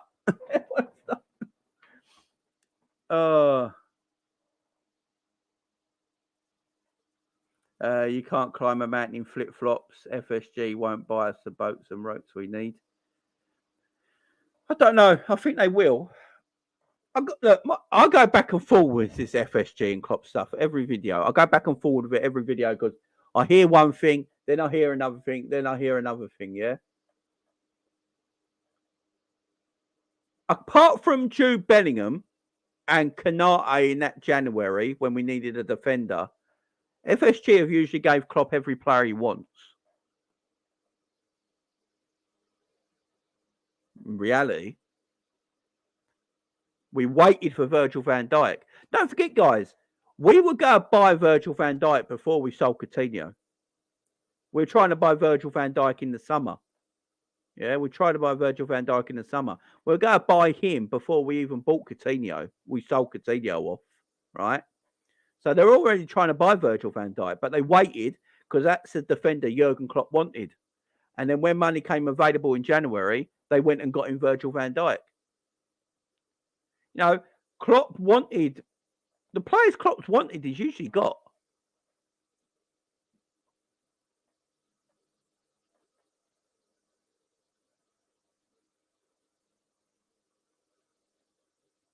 You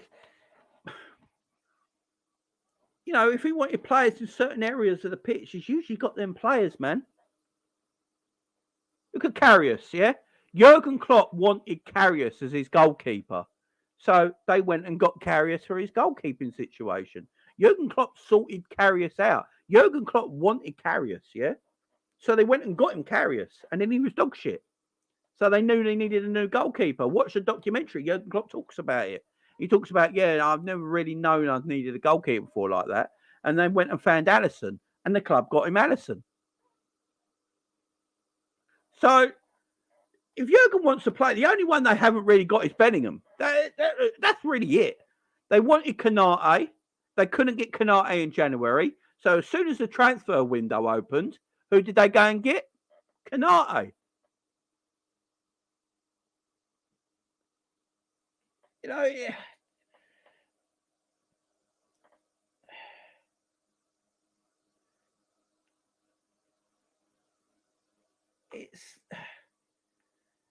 It's a madness to me. It's a madness. I don't get it. I'm so confused by this all now. G says we may only sign like 2 or 3 players max. I agree. I've been saying it. If we're keeping players, how can we get players in? Right, he wanted Tuchemeni. We were going to buy Tuchemeni, but he chose Real Madrid. So I can't blame that one on the club. We actively tried to buy Tuchemeni, but he chose Real Madrid. So I haven't got a problem with that one. You know, once a player chooses another club, you don't buy that player because if they got their heart set on another club, then let him go to that club because is he going to play for you properly? Yeah, Klopp's always said that. If you don't want to come to Liverpool, he's not going to buy you.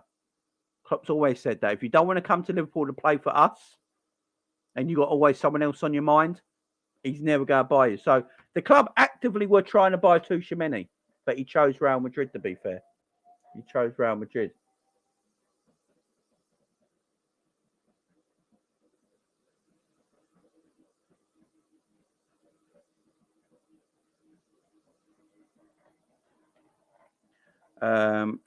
Klopp actually wanted to keep Karius. How long did it take us to get rid of Karius, guys? I'm not being. How long did it actually take us to get rid of Karius properly? We never even sold Karius in the end. We just let his contract run out. We never literally got rid of him. We just let him go on loan a couple of times and stuff like that. We never really got rid of him. We just let him see that his contract or whatever it was. We just let him go on a free. It took years. We lost that Champions League final. When was that? 4 or 5 years ago now? 4 or 5 years ago? And he's only went this summer. Last summer, weren't it? He left. That's madness. It's madness. Why does it take so long?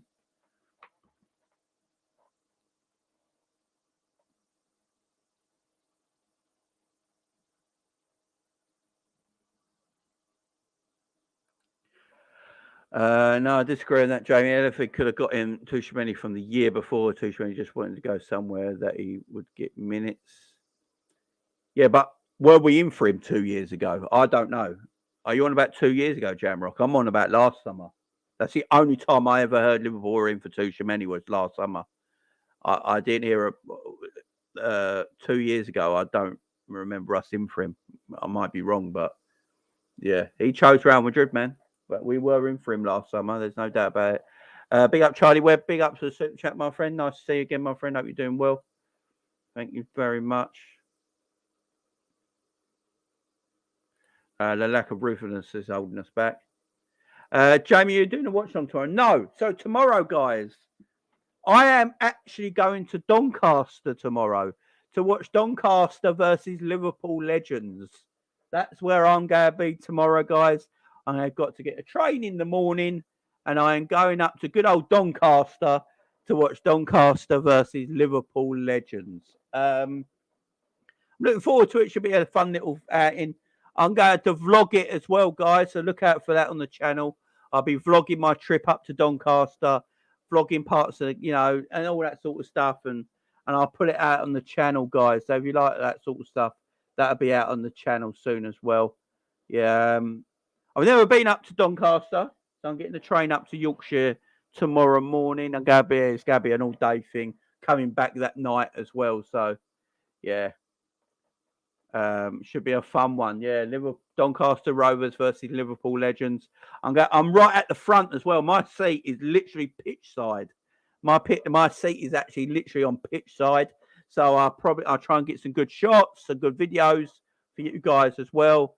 Hopefully I can get some of the legends coming over and get autographs and a quick chat as well and things like that, and see what I can get out for you guys as well. So yeah.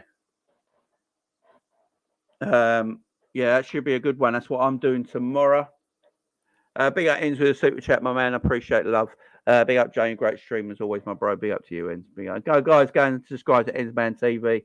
That's getting to 1,000 subscribers quite soon. Yeah, go and subscribe to my man there.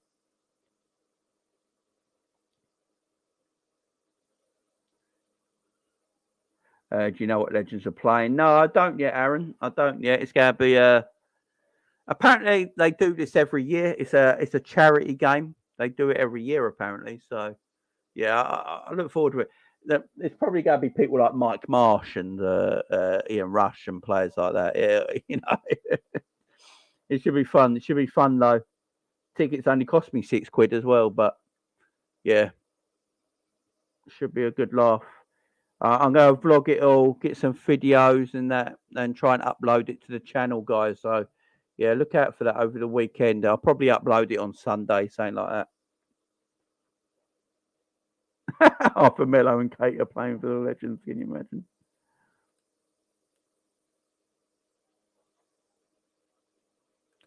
They scared him in 2021. Fair enough.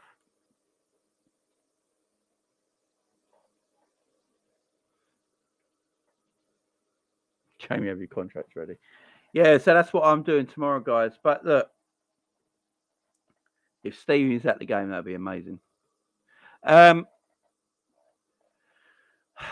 this summer, it's going to be a difficult one, man. We're in Europa League. I've said it. I don't want to be in Europa League. It is what it is. There is no point continually moaning about Europa League, guys. What's the point? It is what we got next season. We'll be playing Thursday and Sundays. It's just the way it is. No point moaning about it no more. We are where we are. Personally, I think we should win the Europa League. I wouldn't be surprised if we're favourites for it straight away. We should go quite far in Europa League. I actually want us to take it seriously. I actually want us to take the Europa League seriously. I think we should go and win that competition. I think we should win every competition we're in for. I'm sick of this mindset of not winning competitions. Oh, I'll put the League Cup to a side. Who cares about that? Put the FA Cup to the side. Who cares about that? Europa League. Oh, who cares about that? Just play the kids and concentrate on the Premier League. No, let's try and win everything, man. The name of football is to win trophies. You want to be successful. You want to win trophies, guys. You want to keep that honours list. We have won the most honours in English football, yeah? We are 2 in front of Man United, yeah? I want to keep in front of Man United. So let's win the Europa League. Let's win the FA Cup. Let's win the League Cup. Let's try and win every competition we're in for, guys. Klopp has said he's playing the kids in it. I don't want the kids to play in it. I want us to try and win that competition. Yes, rotate in the group stages, because the group stages should be pretty easy. Rotate. You can play some of the youngsters in there and some of the older professionals and stuff like that. But we should win trophies, man. We should win trophies. We need to keep everyone away from it.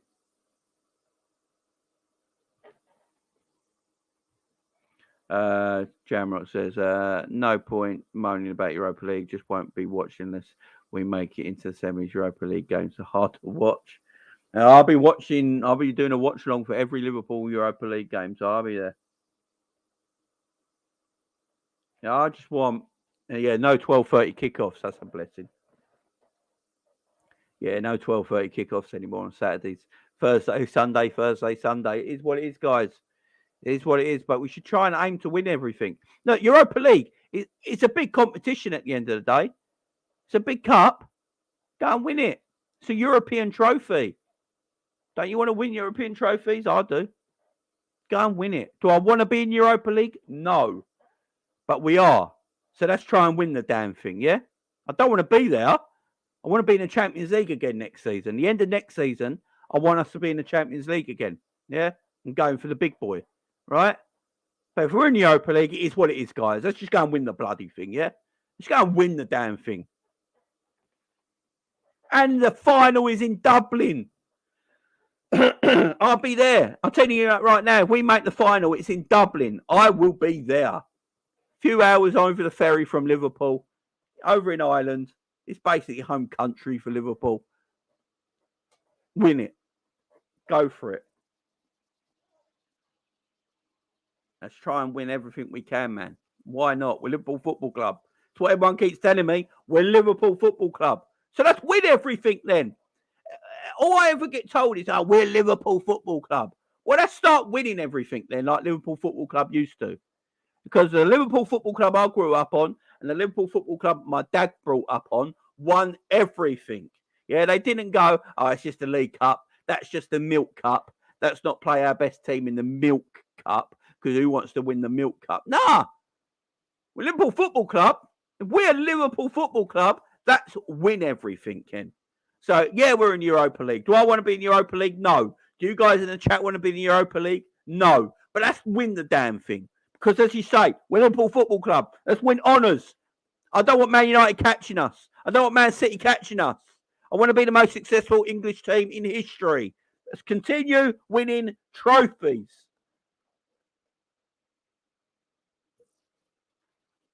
Want to win trophies. Trophies is all that matters. Let's keep winning it. Yeah, Liverpool put the League Cup on the map. Exactly, Aaron. And then a lot of our fan base going, I don't want to win the League Cup. No, I do. It's a trophy. Let's go for it. Let's win everything. We're Liverpool Football Club. Why can't we win the Europa League next season, FA Cup and League Cup, and win a treble? Yeah? And then finish in the top 4. Great season. If we finish 4th next season and we win Europa League and the FA Cup and League Cup, I am partying. I don't care. People will go, well, that's a poor attitude. That's a weak attitude to have. We just finished 4th. Yeah, we won 3 fucking trophies, which is the point of football. Give me the Europa League, FA Cup and League Cup, and give me 4th place next season. I'll bite your hand off right now. I will bite your hand. If someone came to me, if God came to me tomorrow and went, Jamie, I've seen the future. I've seen the future, son. Right? I've seen the future. Liverpool go finish 4th. in the Premier League, but you'll go win the Europa League, FA Cup and League Cup. I'll be like, God, thank you very much. Firstly, for coming into my dreams. Why are you here? Bit weird. Secondly, I take it. I take it. Where are we in a position where we should be taking this stuff? Are we in a position where we can just turn down trophies? Are we that good? Are Liverpool now that good that they can turn down trophies? Got Liverpool fans. No, I don't want that trophy. That trophy is shit. Do not give me that trophy. We are Liverpool. Fuck off. Give me trophies, man. Give me trophies. I want trophies. I want trophies. Give me all the trophies. I don't want full flow that season along with a title challenge I would take. What if we finish fourth Gangan Deep, right? But the points difference between us and fourth and the person that won the Premier League is only 4 points. And it's a tight Premier League race. Like there's only like 5 points between first and fourth. And second was or something mad like that. You know what I'm saying? Like there's only 7 points between first and fourth. You know, things like that, you know. Show me the trophies, guys. I don't think we're in a position where we can turn trophies down, you know. I claim the Community Shield as a trophy as well. Not trophyless this season. We won a Community Shield. Give me all the money. Give me all the trophies. I want all the silver. Give me all the silver. I want the trophies. Mad. Can you imagine 2 heavyweight boxers going, no, I don't want to fight for the WBC or WBA title anymore, or the IBF or WBO. I don't want none of them heavyweight titles no more. Don't give me heavyweight titles anymore. No, I don't want them. I don't want them. I'm too good now. I'm too good. I don't want heavyweight titles no more. I just box whoever. Yeah, just give me an exciting boxing fight that people buy. Yeah, I don't want to fight for them titles no more. I'm so privileged now that I don't want to fight for them titles. Come on. Do I want to be in Europa League? No. Are we in the Europa League? Yes. That's win the damn thing. That's win the damn thing. Because I can guarantee you right now, every Liverpool fan will celebrate if we win the Europa League. If any Liverpool fans are sitting there going, all right, we won the Europa League, I guess. Yeah, I suppose, yeah. Privileged! Come on!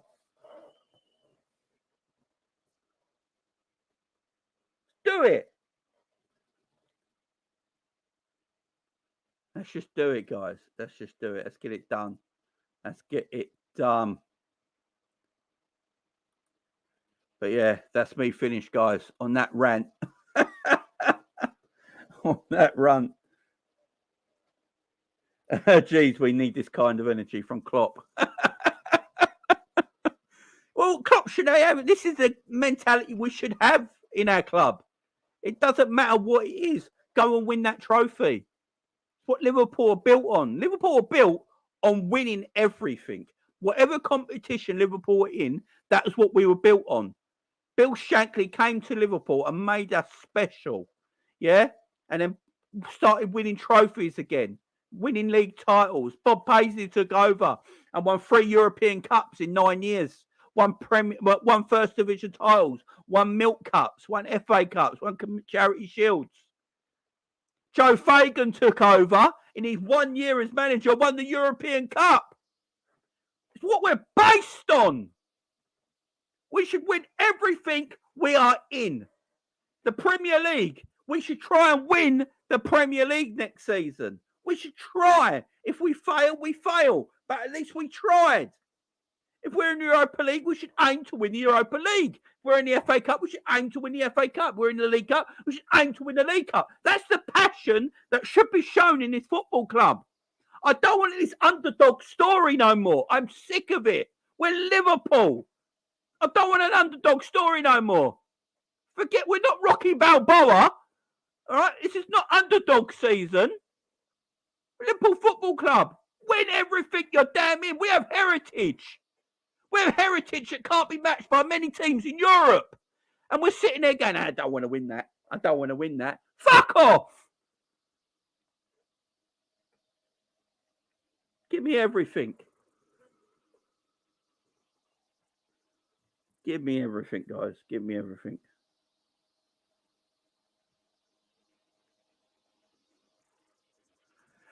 I want to win everything, but fourth next season will be underwhelming. Back in the Champions League and won 3 trophies. I can't call that underwhelming. I can't call it underwhelming. As long as we gave the Premier League a good shot, but we finished fourth and the points difference not much. Like if we finish fourth, 20 points behind Man City who win the title, that's crap. We didn't give it our best shot. If we finish fourth and the title situation, I think next season, the title, I don't think the points difference between first and fourth will be that big because there's so many good teams next season, so many better teams, everyone improving. I think people are going to take a lot of points off each other. Yeah. So if we finish fourth and we're like 7 points behind whoever won the title, that showed me we gave it a go, and then we won 3 Premier League titles. We can't win the Premier League every year. Not even Liverpool at their full best in the 80s and 70s won the first division every year. There was years they didn't win the first division. In fact, there was a year we finished 5th in the old first division, but won the European Cup. It happens. You can't always finish first, but you've got to give it a go. You've got to fight.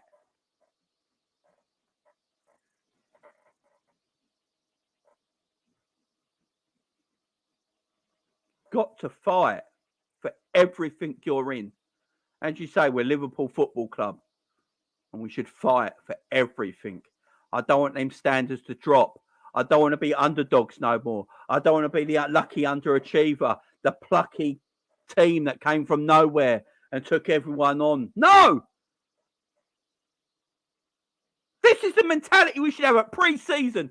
What I'm saying right now is what Jurgen Klopp needs to talk to his team at in pre-season. This is the passion I want from him in pre-season, talking to our team. This should be it. On that rant, I'm going to leave it there. Thank you very much for joining me, guys. I do appreciate it in your lunch hour. Big up to all of you. I'll be back again Sunday. Hopefully, I can get some good footage of the game tomorrow in the Liverpool Legends Doncaster game. If I can get some good footage, I'll put it up on the channel for you guys to see as well. And enjoy the rest of your day, guys. Enjoy your weekend. The weather looks like it's going to be nice. So whatever you're doing, enjoy yourself. Be safe. Be good. Chat to you soon. Bye-bye for now.